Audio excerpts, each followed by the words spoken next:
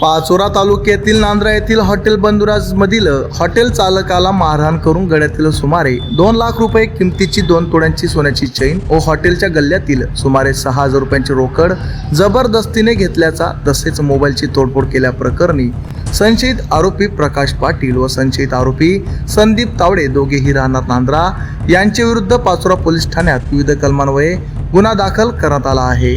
फिर्यादी विलास तावडे वय 53 हे नांद्रा येथील रहिवासी असून ते हॉटेल मालक विनोद तावडे यांच्या हॉटेल बंधुराजमध्ये व्यवस्थापक म्हणून कार्यरत आहेत। फिर्यादीनुसार दिनांक 14 जुलै 2026 रोजी दुपारी संशयित आरोपी हॉटेलमध्ये येऊन मद्यप्राशन केल्यानंतर काचेचे ग्लास फोडत गोंधळ घातला व फिर्यादीला जीव मारण्याची धमकीही दिली। यानंतर रात्री पुन्हा हॉटेलमध्ये येऊन संशयित आरोपींनी दारूच्या बाटल्या व ग्लास फोडले।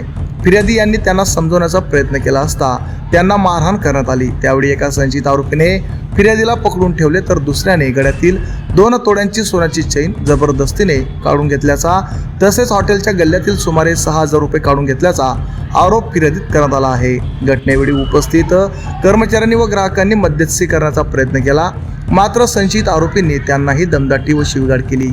यानंतर फिर्यादी हॉटेल मालक विनोद तावडे यांच्याशी मोबाईलवर बोलत असताना संशयित आरोपींनी मोबाईल हिसकावून जमिनीवर आपटून फोडल्याचाही आरोप फिर्यादीत करण्यात आला आहे। या प्रकरणी पाचोरा पोलीस ठाण्यात दोघेही संशयित आरोपींविरुद्ध विविध कलमान्वये गुन्हा दाखल करण्यात आला असून या घटनेचा पुढील तपास पाचोरा पोलीस स्टेशनचे पोलीस निरीक्षक राहुल कुमार पवार यांच्या मार्गदर्शनाखाली पोलीस उपनिरीक्षक कृष्णा घायाळ हे करीत आहेत।